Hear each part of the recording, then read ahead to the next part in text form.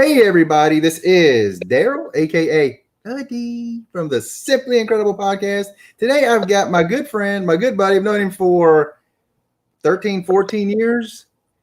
Been a while. Todd Cooper. Are you surprised it's been that long?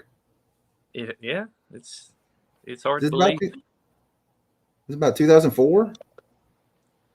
Is that back in the Ram days when you and Mindy Yeah. were killing each other? Yeah. I remember you'd come in on Fridays and sit there and just like, what are these people doing? Yeah, it was pretty Training crazy. the martial arts. Couldn't do it, man. It was fun. It's good fitness. Good fitness. Which I need some of that right now. I feel like I'm glitchy today. Is it a little I'm glitchy? not.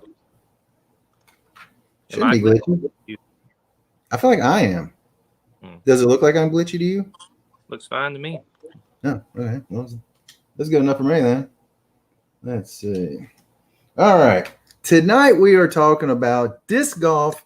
You messaged me last year, or I messaged you, or we got to talking, and we went out and played. And it was funny because a couple weeks before you messaged me, I had started watching some videos. I just happened to come across one on YouTube, and I was like, man, I used to love doing this. Mm-hmm. So what got you back into it, or maybe just starting doing it? I actually got back into it like 2019, like in the fall. Mm-hmm. And I was looking for something to get me out of the house, off the couch. And I didn't want to go back to a gym. I didn't want to start running. And I remembered the discs that I had. I don't know if I remembered them or just pulled them out randomly and thought I'd go try it out. And figured, hey, pretty good way to get outdoors, get a little hiking in, a little exercise. And I started throwing and enjoyed it, and bought some more discs and some more discs and some more discs and watched more videos and more tournaments, and it just got stuck. Yeah. Yeah. I mean, the greatness of this hobby is even during COVID, you can go outside and you're not going to be around people, so you don't have to really worry about it. And I went out that time. It was the first time I really tried to do much of anything since I had my hip replacement. So I had those massive drives of about 20 feet. I've improved since then, but not much. No, they were better than 20. Were you talking about with me the first time you went out recently? Yeah, last year after my hip replacement last year. Oh, I mean, I might have gotten 50 feet on a drive. Yeah. I mean, I was really scared to try to pivot on that hip. Torque. Yeah. I mean, I was just kind of like, am I going to hurt my hip? Yeah. Well, do pretty good. I don't know what I would do with a hip replacement. Probably wouldn't have done that. Yeah. Doc said it was okay, so we did it. Go. Gosh, man. And then a few weeks back, we started playing again, and I am totally hooked on it. I watch videos just about every day, and just like real golf, when I watch multiple people teach how to throw a disc, totally messes up my head every time I get ready to start trying to throw. A little different, yeah. There's some similarities to each person that, some fundamentals, to throwing a disc, and I'm still learning too, but most people, they have some different takes on it, and it's, you kind of have to pick a style or a player to follow and just kind of work on it with that one style. Yeah. And I think me and you both, we've really gravitated toward Paul Mcbeth. Mm-hmm. Local guy. Yeah. And it's funny, I didn't even realize he was local. It was just when I watched him, he always has this very calm demeanor. Mm-hmm. And he looks like he's just so fluid with everything. Mm-hmm. And yet the disc just seems like it goes a mile. Yeah. I actually got to see him live last year at the Battle for Bedford.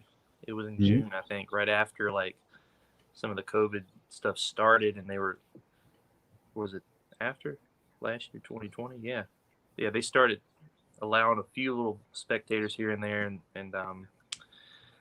but yeah, seeing him live and how smooth he throws, it looks like he's just kind of like what you were saying, like just barely throwing, and just it glides, and man, it's pretty incredible seeing a disc fly that far. I can't imagine ever getting. Yeah.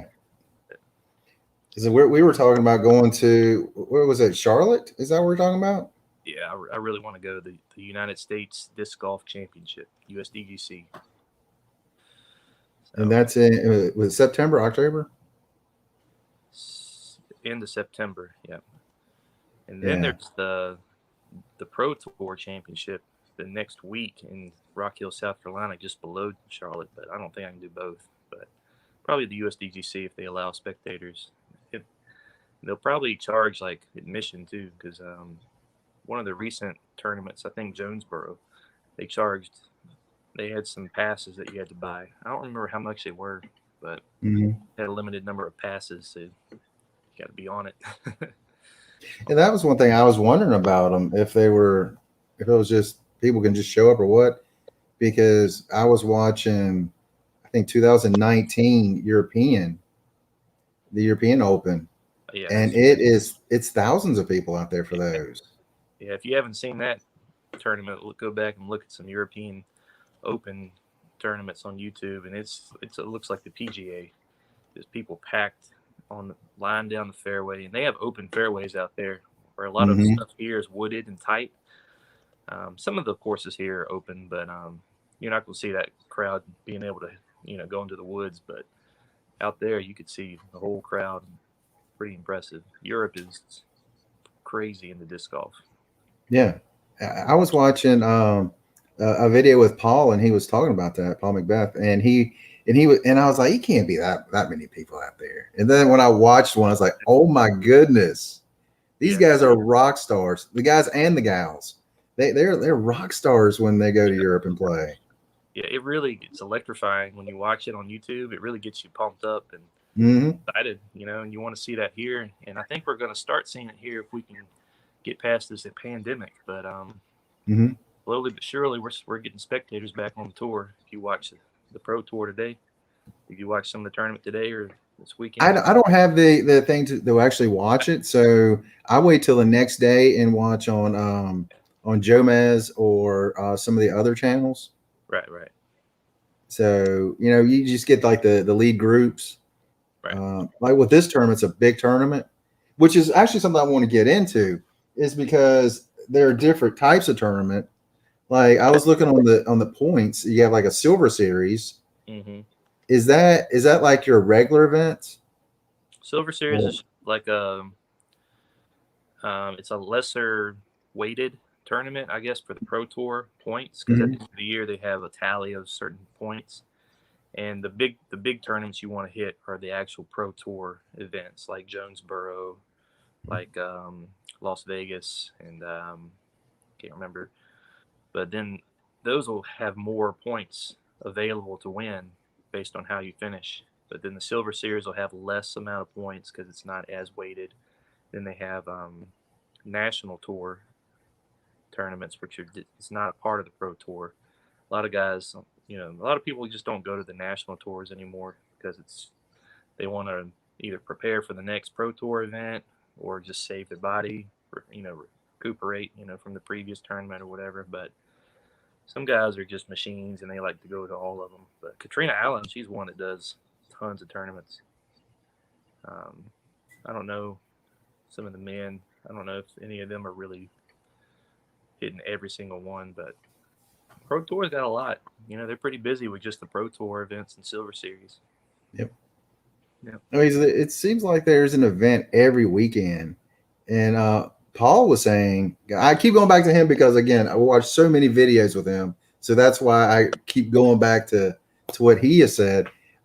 He was talking about working on his putting, and he was like, there are times I don't have time to. As soon as I get home, we get things ready, and boom, we're right back out. I don't have time to practice.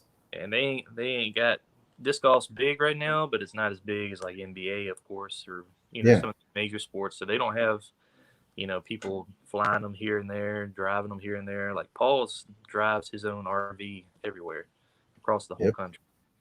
So he's driving 10, 12, 15 hours sometimes, and then having to prepare for the tournament, do a few practice rounds, work on something that might be kind of off in his game, and yeah, you don't have much time at all. So they're all like that too. Some Ezra Aderhold, you ever heard of him? Yeah, yeah. Last year, I think it was, he lived in his Prius. Lived in his Prius on tour.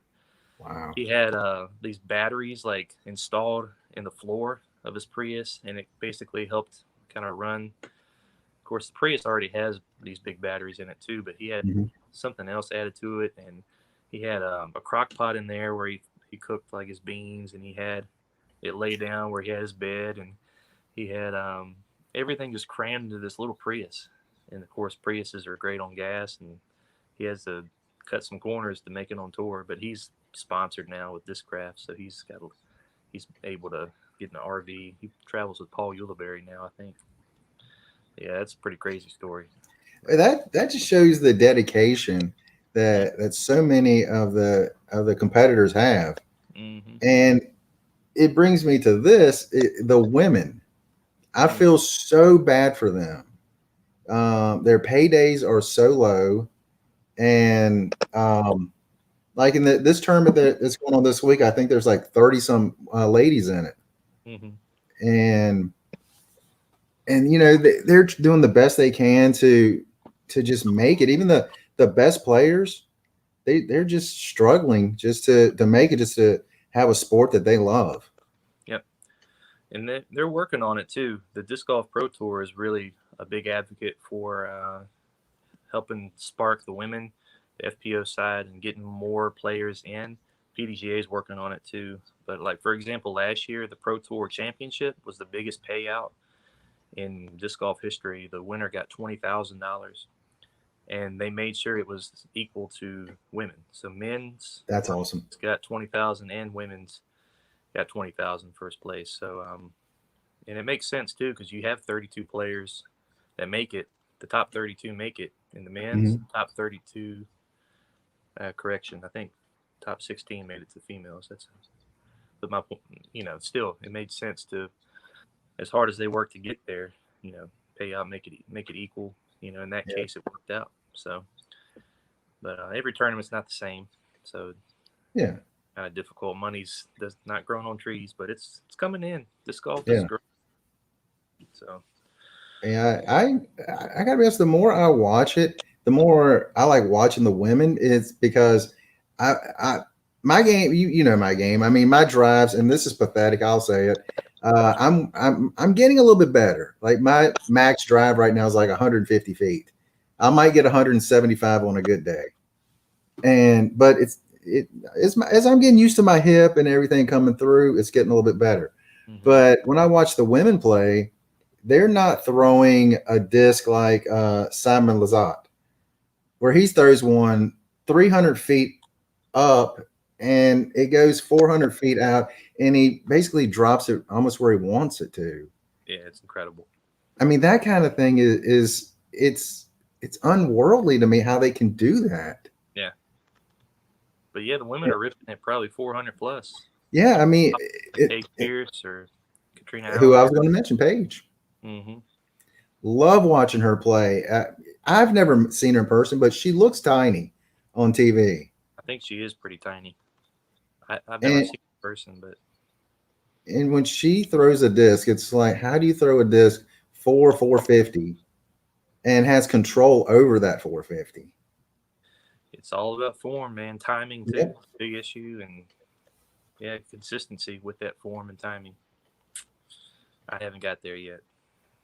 I'm Well, I probably mean, out at like 300. I think I've been seeing more distance here recently. Been working on it in the field, and I probably could get like I haven't measured it, but and we can only measure with UDisc, which is not accurate, yeah. so it's hard to tell. But I might be over 300 average now, but yeah, it's that last weekly I went to, man, I was just not. I was nose up, stalling out like every backhand. So I lost it that day. So consistency is important too. Yep. Oh. Because I know when we went out there to Lynchburg College, and we was out there on that field just practicing, just throwing and throwing and throwing, Mm-hmm. and I was just thinking that the professionals, your best shot that day was probably about 320, 325. So you had a few that really glided a little bit further. And I was like, some of the main guys out there and the women, that's kind of a layup shot for them. Yeah. Oh yeah. Their par threes, an easy par three is like 350, and like they just put it within the circle, which the circle would be within like 33 feet. A lot of times they park it within 10, 15 feet. Yeah, repeatedly. Yeah. I was going to go out and play some today, but the wind was just whipping around. And where my game is now, it's just like there's no need to even bother trying. Yeah, it's a whole nother ball game, man, or disc game. Yeah. Who was I watching the other day? Ricky Wasaki. He was playing, and he was like, I really prefer the wind. And I was like, how do you prefer the wind, dude? Because he gains strokes on the field. That's why. Yeah. Speaking of him, by the way, his sad news, his sister passed away. And gosh, that's so horrible to hear. Can't imagine if my brother, Todd, you have a sister, if they pass away and then, you're right back to the tour. Yeah. And dude, he had to the week, I think that Monday, he flew down to be with his family during that time, the funeral and stuff. And then traveled Tuesday, and he had to play the course blind. He didn't have any practice rounds, first round of this tournament, and he still like killed it. I think he was on third or fourth card after the first round, and then got that 15 under the next round, and then he was on lead card today. So that he's got some drive in him. He's probably thinking of his sister, getting motivation with that, and hey, props to him, man, and prayers to his family too, because I hate to hear that. But and this year and last year in particular with him, his game has really gone up. He had Lyme disease. Do you know that? I heard that just a couple of days ago, and I was like, oh my goodness. Lyme disease, from what I hear, is terrible, and if you don't catch it at the right time, it could be like a permanent like thing that you struggle with your whole life. And after he got that Lyme disease, he was out for a while. He's battled back. He got a nutritionist and working on his diet, exercise. He's been working his butt off, and now he's he's pretty much best in the game right now. So, yeah, he's out there. He's got the passion for it. He's proven himself to be consistently number one this year, and he's won. I want to say he's won 2 Pro Tour events.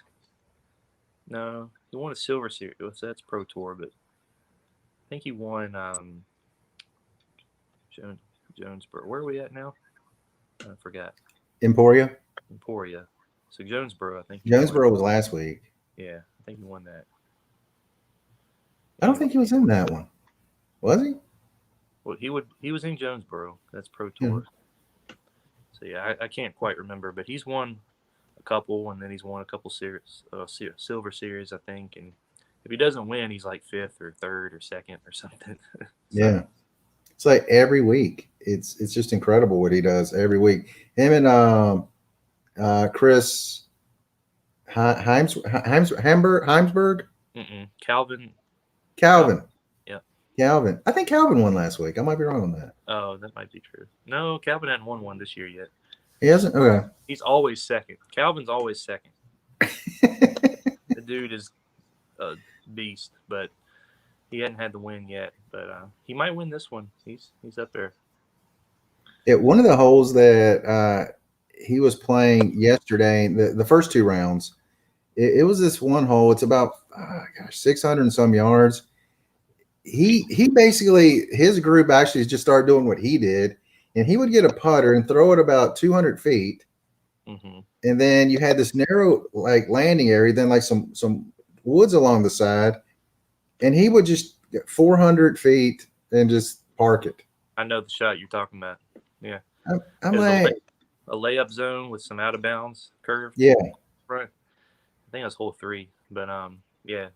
Place it there as close as they can to that out of bounds without going over it, and that's why the putter helps, because it doesn't skip over to that. And then he just accurately puts a 400+ foot shot like in the circle. Yeah, well, they could drive it about 400 yards and have about a 200 shot, 400 feet. Yeah. I always do that, and then have about a 200-foot shot. But he kind of goes the opposite with it. There's about 200 feet, then goes for the 400. It was just that, but yeah, sometimes that whatever the hole calls for, you might have to do that. But yeah, it's a lot that goes into it. You'd be surprised if you don't know anything about disc golf and you just wonder how weird it is that people are throwing a frisbee. You don't understand, like, there's a lot of strategy. You have to know discs and how they fly. You got to take into account wind, ground play. I mean, it's all kinds of stuff. Pretty cool. Which brings me back to the discs and to the actual numbers. Yeah. You want to kind of talk about those? Because most discs will have the 4 numbers on it. Yeah. Some will have 1 additional number on it. Discraft does the additional one. The flight numbers are more like guidelines. You ever remember that quote from Pirates? More like guidelines. It's good for beginners like us to follow to look for that so that we know what the disc is meant to do. But flight numbers are not always right. But for the most part, the first number is going to be your speed. Second number is going to be your glide. Third number is turn. Last number is fade. So, and what I made the mistake of doing when I first started was I went for the high-speed discs. So I bought a Champion Excalibur. I don't know if anybody would really know what that is watching, but basically I got a 12-speed disc thinking it would make it go further, and that's not the case. The speed is actually the arm. You have to get your arm speed up to that point in order for that disc to be able to do the flights that it's designed to do.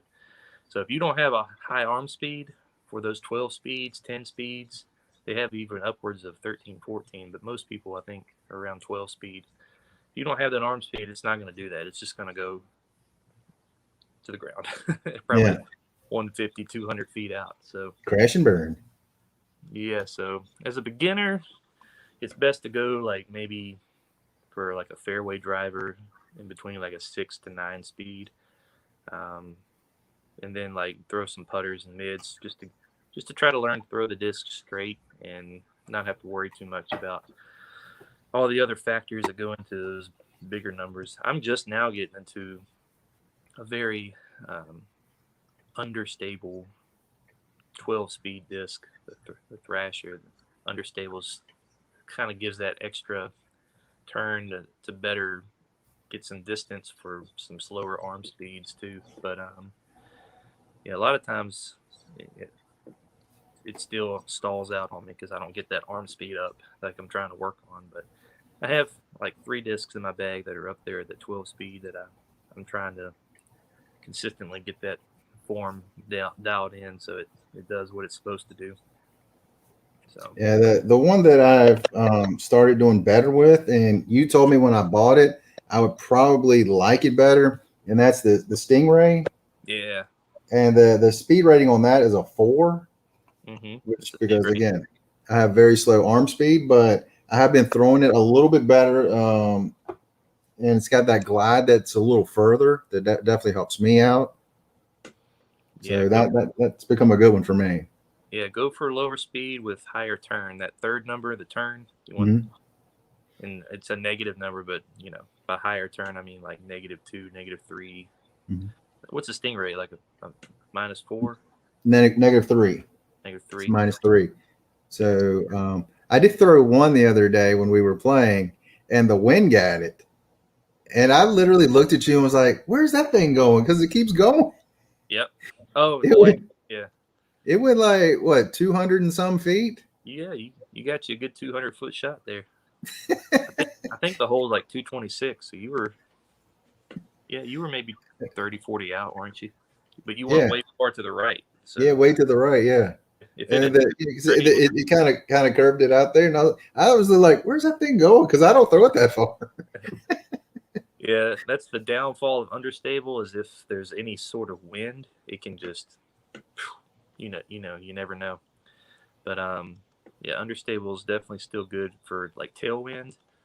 If you throw it in a tailwind, it'll kind of make it more stable and and glide it forward. But if you're throwing in a headwind or it's like side to side, you throw understable, it might be hard to control that disc. So that's why they throw more overstable stuff in the windy conditions like today. And let's see. See, glide. What does glide go up to? 5? I think 5. I've seen 6 on. I had a river, Latitude 64 river, that was a 6 glide. That's the highest I had seen. Okay, so I think I've got 5s on. Is the highest I have on any of mine. Yeah. 11 didn't even have one.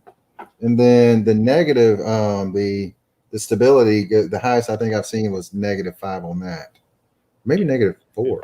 Flippy, yeah. I think you might see that in like a Roadrunner maybe, or I think Innova makes a Mamba.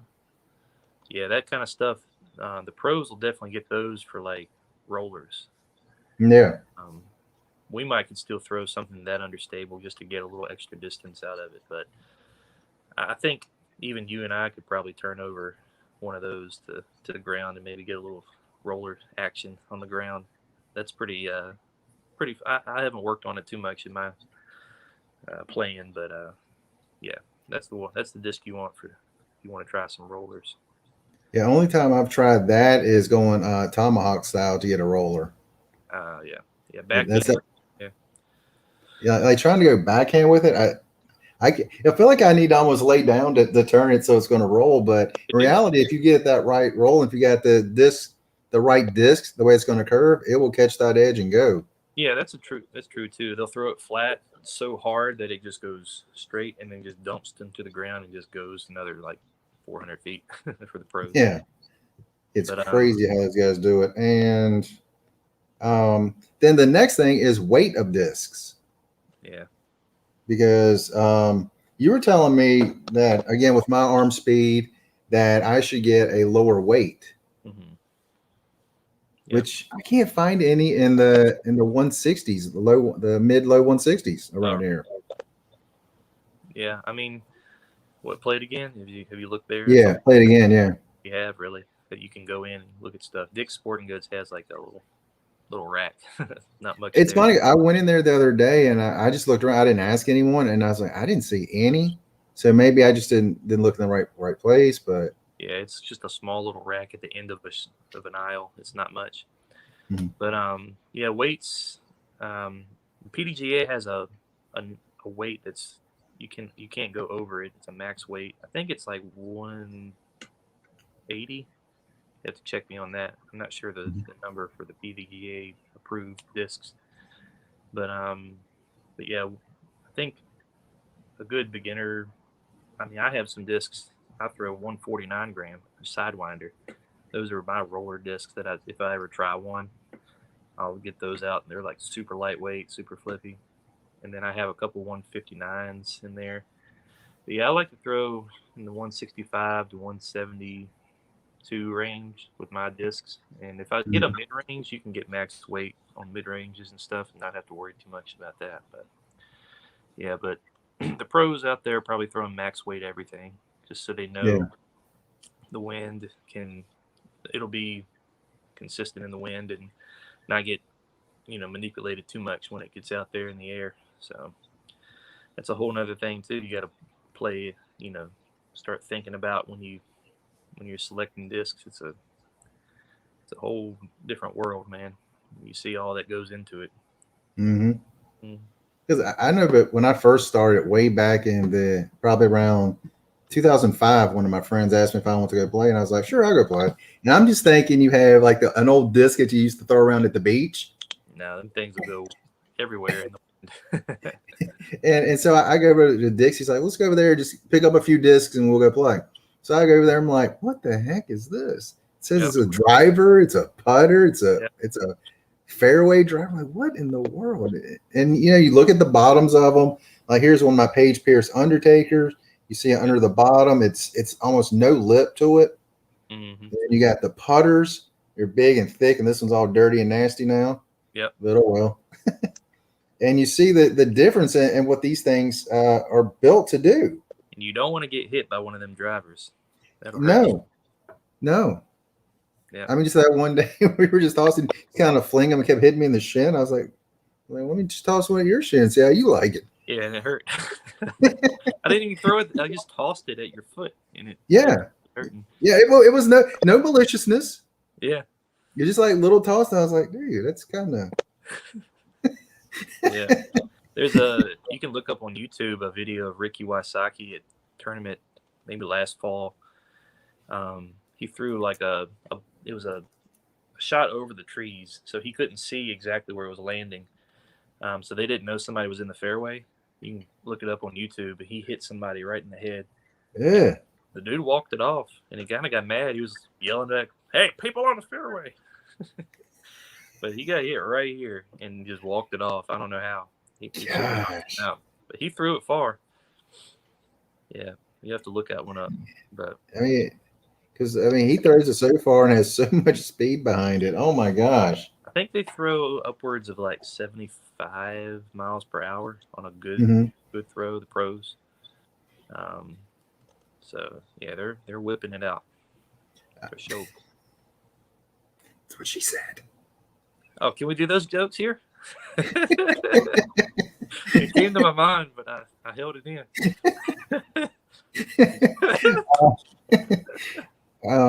I was watching. Was it Ezra Aberholt? Which I'm probably mispronouncing his name because I'm bad at names. He says it's Aderhold. Everybody used to pronounce it Aderhold, and he came out and corrected everybody, and everybody's still trying to fix it in their brain.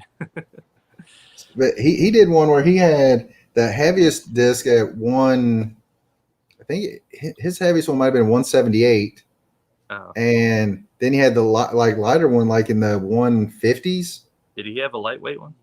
Yeah, but what he was doing is he was just seeing the speed, just him throwing into a net, and he had a speed gun. Oh, okay. I didn't watch that video, but I know which one you're talking about.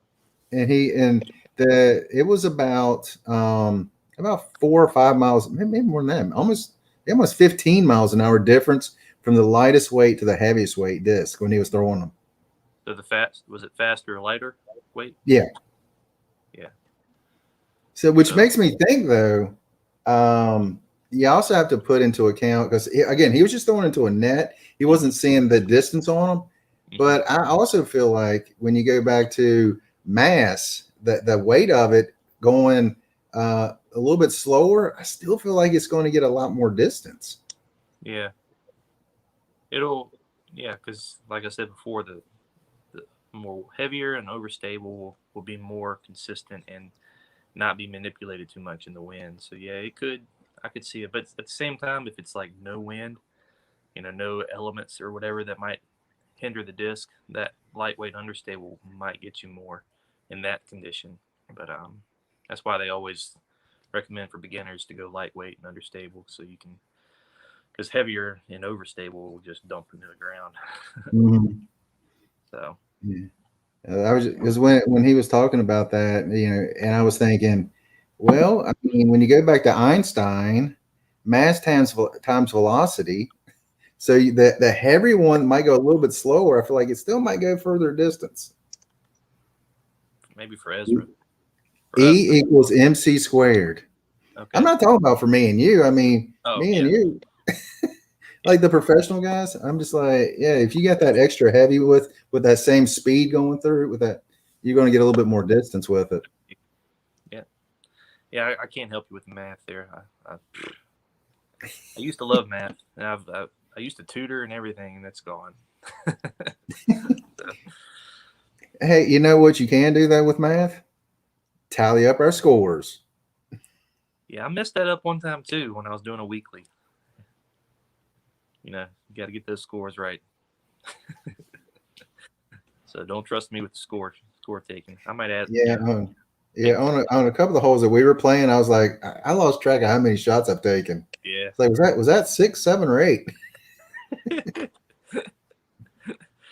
I've done it too, man. Well, I will say this though, when we played the other day, it was on the last hole. I was like, yeah, I'm 33 over right now. You're like, wow, that's me. And 20 of those are on the back nine. So when I had some energy, I was playing better. That's right. When the gas tank emptied. Yeah. Well, plus you had that bad. Remember 15? You threw a perfect drive and and it just randomly like rolled down the hill like into the gully. It took you what, like 4 shots to get out of there, Yeah. trees and stuff. So yeah, It looked really pretty in the air. it was a good shot. You threw that stingray. Yep. Yep.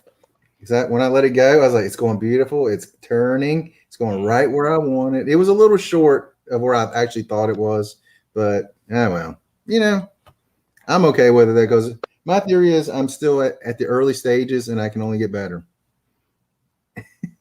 Nowhere to go but up. Exactly. Well, at least we hope that.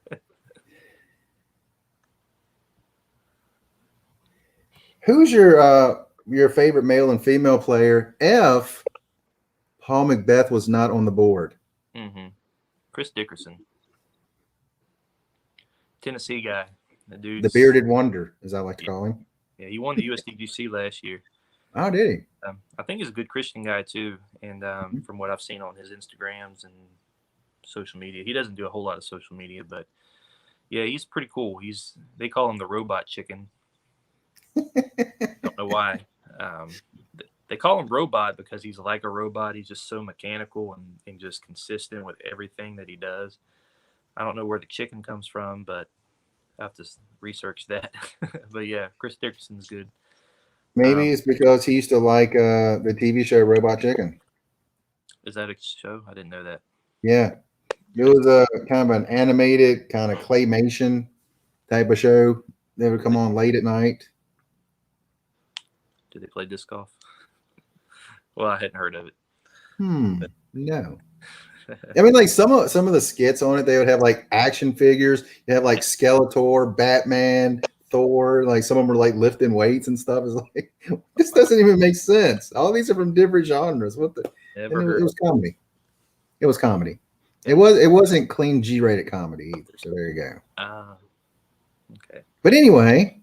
Yeah. So Chris Dickerson, probably I pull for him if Paul's not in it. There's a bunch of them I like. I could go down the list, but if I had to pick one, probably Chris. And then female, I like Paige, I like Katrina, but they're so dominant right now. I kind of pull for like some of the younger ones. I would probably say like Haley King. I think I would probably pull for her to start getting up there to compete more consistently with Paige and Katrina. Heather Young. She's fun to watch. Mm-hmm. Yeah. So maybe her too, because Haley's actually had some pretty good success here recently. Yep. And I want her to keep doing that too. But Heather Young, she's pretty fun to watch and seems like a real sweet person and everything. She likes purple. Well, there you go. There you go. She's like every disc she has is purple, I think. It's funny. I'm looking to try to get all orange and blues. So there you go. Nice. Go. Commercial, the Prodigy commercial with her taking over at the factory. She starts throwing. Oh yeah. All the colors. Just everything was made in purple. It's pretty good. How old is Haley? How old is she? Like 19? Yeah. What was that? Like 19 or 20? As I was thinking it, I remember seeing her a couple years ago. So I guess she was 17 at the time. They were like, well, when she gets out of high school, she wants to go to college and she wants to keep playing. And I was like, wait a minute, she's this good. At the time when she was at the time I didn't realize that there might have only been 20 people in the tournament, 20 women in the tournament, but she's still right there competing with Sarah Holcomb, Paige Pierce, Katrina Allen. Like this young lady has a ton of potential. Could be great in the sport. Yeah, she's gonna be good. And Paige Shue, she's another one I really like. Yeah, she's cool. She won a world title one time. Mm-hmm. I remember what. I think it's before she was married, I believe. Yeah. And I cannot think of what her name was before that. Doggone it. It's a weird last name, not a common one, so I don't remember. Mm-hmm. Yeah. Because when I remember, I saw her, and I was like, she looks like she's about 12. She looks so young. Yeah. At the time, I think she was around 22. Yeah, I think she just had a kid. Wow. That's why she was out last year. I know she's in the tournament this week. One of my favorites, who I guess maybe she's still not allowed to come here now because of the whole pandemic and everything, is Christina Tatar. Are, yeah. I really enjoy watching her play. I've only seen her play a few times, and she's really, really good. Yeah. There's a lot of European women that are at the level of Paige Mm-hmm. and Kat, that if they ever get the chance to come over and tour, it's going to be a whole lot more competition and yeah, a lot more exciting with the parity, that you'll see. Whereas Mm-hmm. now it's like one or two females that pretty much like take it over, like they're 8, 9, 10 strokes ahead of the whole field. Well, the Europeans, if they can come over, and I don't know a lot because I just started watching disc golf pretty much pandemic year, so Mm-hmm. I don't know a whole lot about Europeans, but there's some men too that once they can start coming over, it's going to be even more competition too. So Yeah, one thing I looked at this week's tournament, and I'm assuming they consider a major tournament, yeah, they have but the three. one, Fourth I'm one sorry. coming in 22. All right. Mm-hmm. But the one thing I noticed was they were all American except for one Canadian man. Thomas Gilbert. Yeah, yeah. And I was thinking, man, I really hope that it becomes like professional golf, and where you have people from all over the world playing, because Yeah. because I know Paul said some of his favorite tournaments are in Europe, Yep. where you got so many more people that you don't play with week in and week out. So I was like, that would be great to see. Yeah. Paul's. Have you heard about his foundation that he started? Yeah, He, yeah.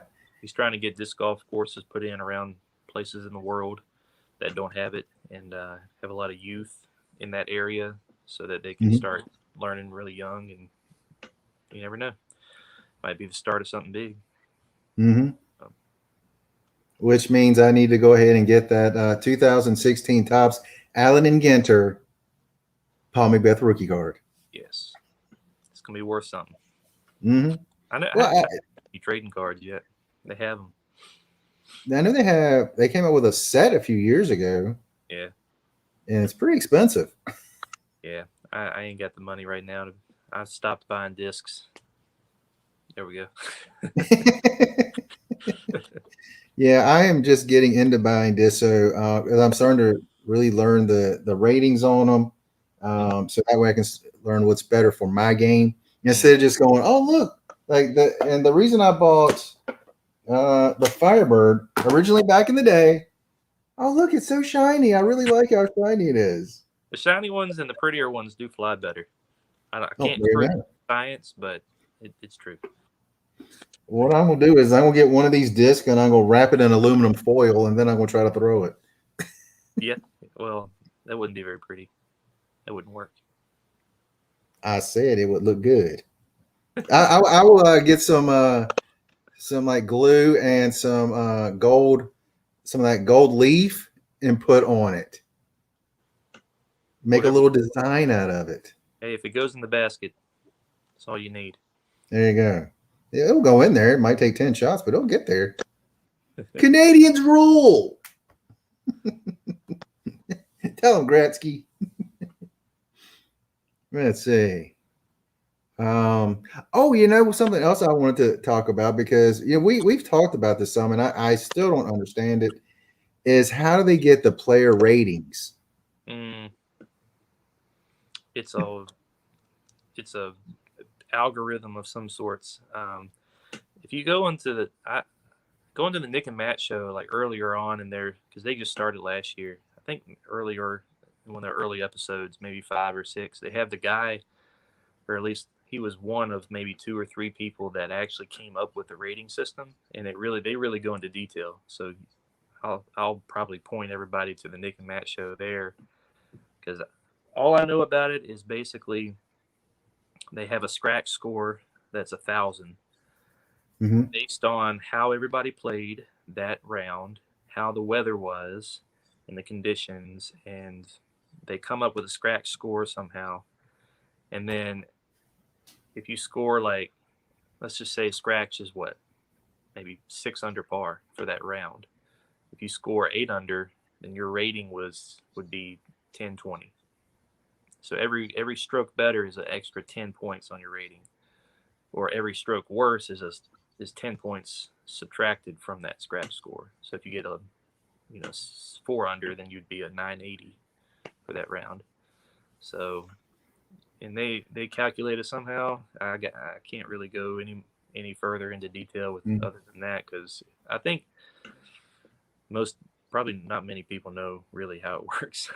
But it's a good it basically is just a good way to kind of see a person's average play throughout, because it starts a year prior of that day. So every sanctioned tournament you've played from a year ago to date, they're going to average, and then they actually have a few.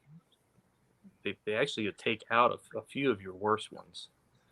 So I think they kind of take off a couple of like your worst scores. So yeah, I'm not the guy to talk to about ratings, but yeah, go back to that Nick and Matt show.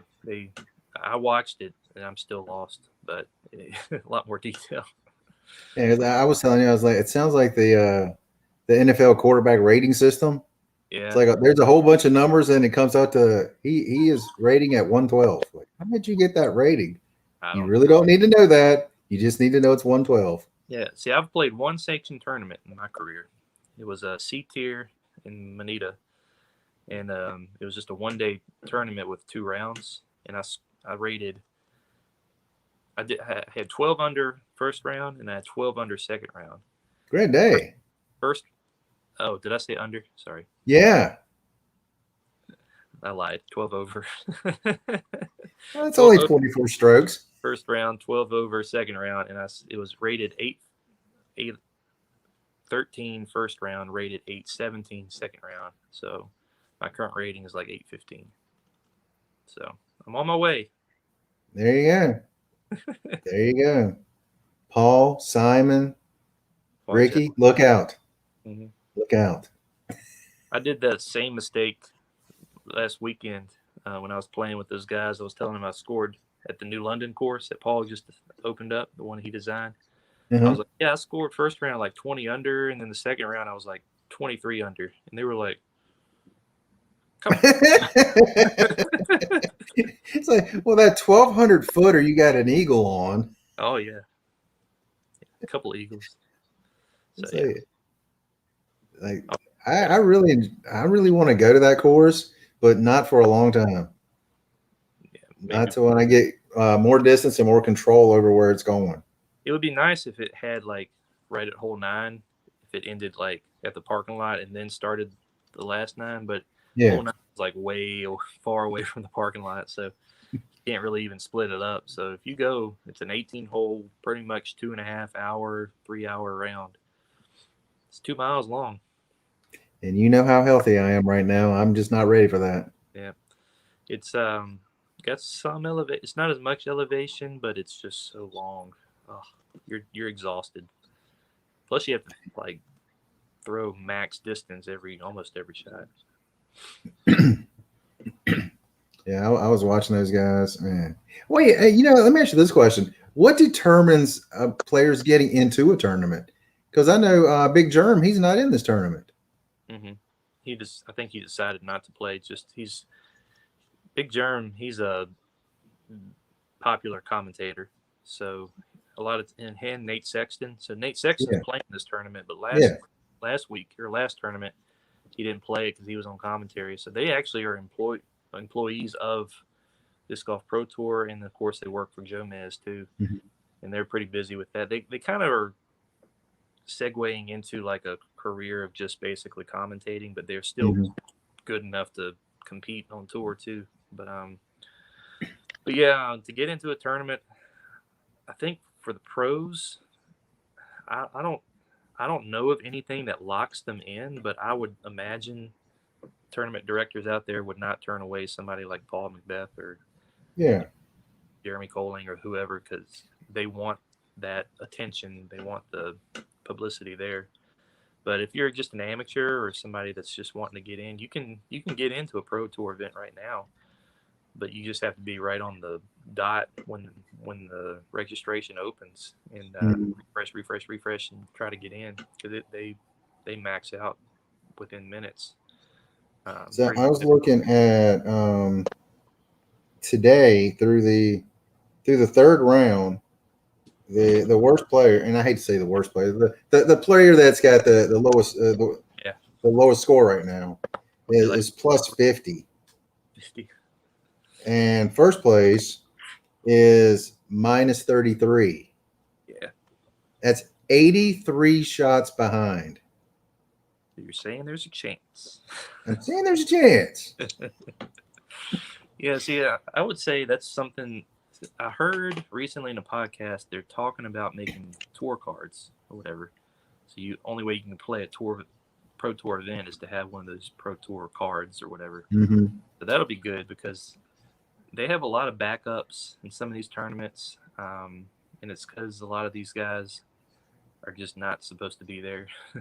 And if Yeah. they could Well, somehow reduce the field for the men's and then add more to the women's, maybe that could be something that yeah. helps. But I mean, I was thinking that, like in the PGA on some of the tournaments, you got the people that are locked in, but then you have players that they might have a round or two a few days before the actual event. They can qualify for some of the remaining spots.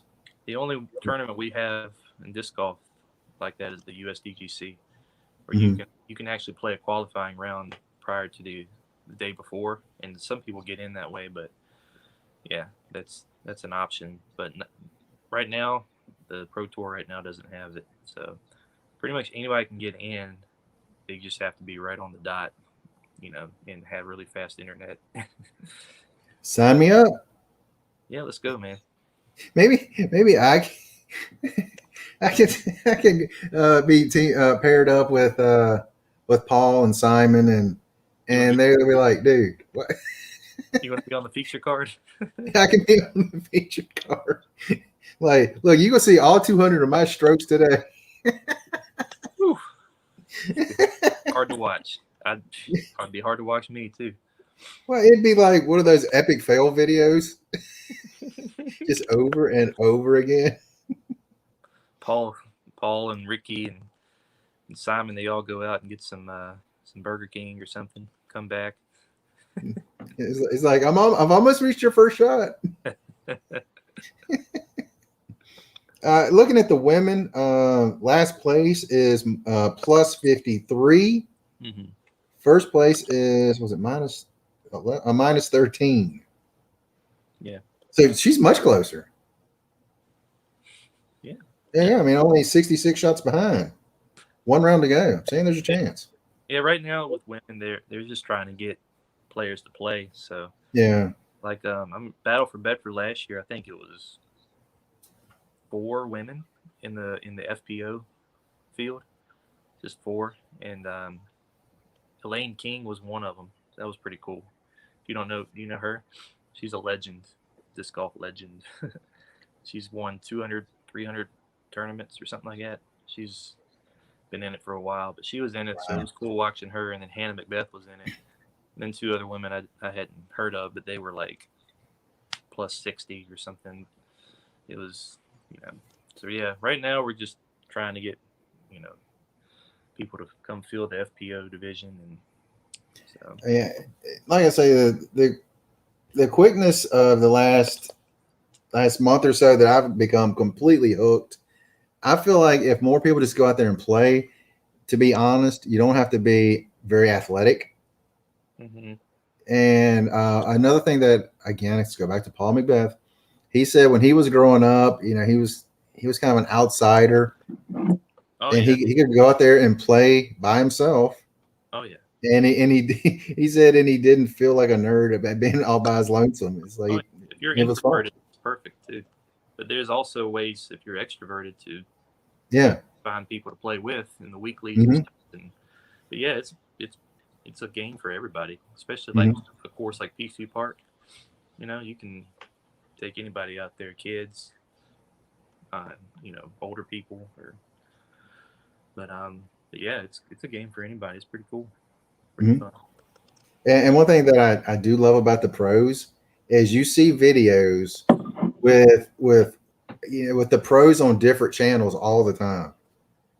And I feel like they have a really good community. I'm sure there's some people that some players don't like, but just like with anything, they just don't connect right. But it's really cool to watch. You got like Brody's channel. You'll have Paul on there. Paul will be on Simon's channel. Simon will be on Paul's channel. They all You've got then you got locally. You got the foundation.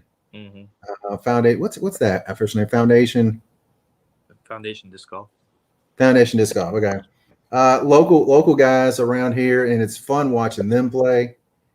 And the one guy said not too long ago, it's probably last year, but he said one of the guys was like a 980 rating. I was like, that's pretty good.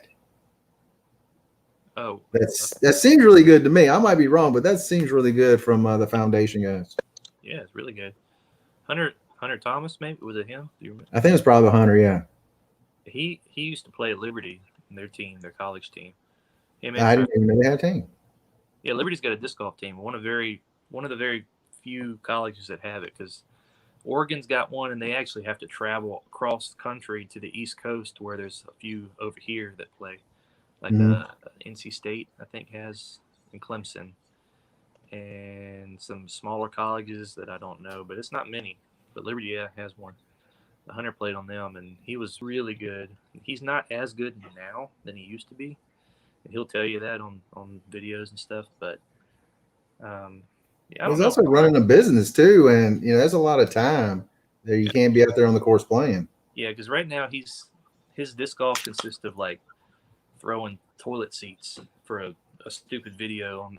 They went to Walmart, him, Paul, and another guy. They went to Walmart, had $10 to spend, and they had to choose who threw what and what. And somebody threw a toilet seat, and somebody threw like this toy gorilla. They were just so that's like their disc golf the past couple of years. So yeah, he don't get much practice on the competitive side. So yeah, that's not all their videos. Most of their videos might be like the Rip Revenge. It's a card game you can play, have different challenges, and they threw 3D printed discs one time. Somebody. Yeah, I saw that one. I was loving that until that one just shattered. Shattered. He hit this tree square in the center. Yeah. And then he had to start throwing the biggest piece of it because he had to throw from his lie. So he picked the biggest piece and threw like this big chipped up thing. So, yeah, they had a lot of fun videos. I was watching one today. It was also from last year when they were at Fallen Creek in Bedford. And they had somebody sent them some discs, and I was like, God. And one of them, it was called a brick. Yeah, yeah, I've seen that video. Yeah, as soon as he throw it, just kind of go to the side and want it to roll. Yep. Yeah. Poor Hunter, he was kind of robbed in that one. He got the bad disc in that one. Hunter's been losing a lot lately. I think he actually won a challenge recently against Trevor. He won at the New London. They just played straight up competitive golf around in New London. They wanted to show everybody how difficult the course really is, because when Paul and Simon played it, and then when Nate and Paul played it, they make it look like it's easy. And they just wanted to have a video to show what it's really like for like an amateur. And Hunter actually, he played the front nine, I think got like 9 over on the front nine, and then he ended up like only getting 1 over on the back nine. So he did pretty good. Wow. He was 10 over for the round. So pretty good for that course. Wow. That's awesome. I can't wait to get back there. I'm hoping tomorrow they have the 100-mile yard sale going down 29. So I'm gonna wake up early in the morning and go find some stuff, see if I can find anything out there tomorrow. Nice. So that'd be fun. And then if the wind ain't blowing, maybe I can get out and play some tomorrow. I'm going to a weekly tomorrow. It's at Liberty High School, has a course out there in Bedford. Where do they have one at Liberty? Liberty High School. Yeah, that's where I went to school, at Liberty. They just opened one up. Ben Wise, I think is his name. He's a PE teacher there. He's big into disc golf, really good. He designed a course there, and they had an article, I think, in the newspaper about it, or maybe it was Bedford Bulletin or something. But yeah. Is it like behind the I've never been. No, Probably the first time. So because I was just because when I went there, you had like the football field. Then behind that, you had trees and stuff back that way. Across the street from the school, there was a huge cattle farm over there. So I was like, well, maybe they got rid of the cows, picked up a little bit of the cow pucky, and threw some baskets out there. You got to really watch your disc placement there, huh? That's not mud. Can I get some relief here? I think someone already took some relief there, but yeah. Nice. All right. So we went on for about an hour. Dude, let's do this more often. All right. Yeah, shoot, I can talk. I've become obsessed with disc golf. It's like so much out there to watch and listen to. Mm-hmm. I'm like constantly having something in my ear while I cut grass, listening to some kind of podcast or watching some kind of coverage. So yeah, it's all just moving around up there. Todd, aka Rain Man. Yeah. Definitely a bogey. Definitely a bogey. Definitely overstable. Yeah, I mean, I'm loving it. I gotta get me a bag. I was thinking, I sent you a picture. Well, I told you about the one Prodigy bag. They actually have one at Play It Again, so I may get that one. It's a little flimsy, but I feel like when you put discs in it, it will make it sturdy so it doesn't tip over. Yeah, they might. Even my bag tips over on those hills and stuff. You have to sit it on. It's only $25, so yeah, might as well get that. And it will have a compartment I can put my wallet in. Yeah, God helped us there, man. I was like, oh my God. And everything was still in it. All my money and everything. We had some good people playing behind us that day. Yeah. Hey, that also really shows me is like there's some good people in this community. I get calls, those discs that I lose, man. I get callbacks all the time. Discs that I leave in the woods, can't find. Yeah. So yeah, you lost that one, what, 3 times, 4 times? Yeah, it just keeps coming back to me. But yeah, I've been Speaking of that, I need to put my name on these discs. Good idea. Sometimes sometimes there's discs that don't get called back and whatever, but maybe they just have never been found. I don't know. Yeah. Oh well. Oh, and by the way, Gretzky, I don't know. You mentioned that there has some courses down there in Georgia where you are. Check you disc. Yeah, definitely get out there and if you haven't played, get out there and play some. You might like it, you might not like it, but I definitely recommend it. It's definitely helped me get out of the house, start walking some. I mean, Todd would tell you I have no energy whatsoever, but it's getting better. It's getting better. Oh, so yeah. Good exercise. It's definitely good exercise. So, ladies, if there's any ladies watching, which no ladies ever watch my shows, but definitely get out there and give it a shot. It's a fun sport. Don't think that it's a male sport. It's not a male sport. It's a person sport. Get out there, have fun, enjoy it. Who knows? You might get hooked on it and you might love it. And one day we might be talking about you on the podcast winning tournaments. So, yeah, get out there, have fun with it. You got anything else, my friend? Oh, I enjoyed it. Yeah, let's do this more often, man. Definitely. Go play some rounds and we'll go talk some disc golf, and it's fun. Maybe we'll do a few videos on my phone and post some, and so you guys can really see how pathetically bad I am. But that's, you know what? It's okay. It's okay. I'm not a professional. I'm out there having fun. It's so great for anybody. Yep. Todd, thanks for hanging out with me. And that's all we got today. And you guys have an incredible day.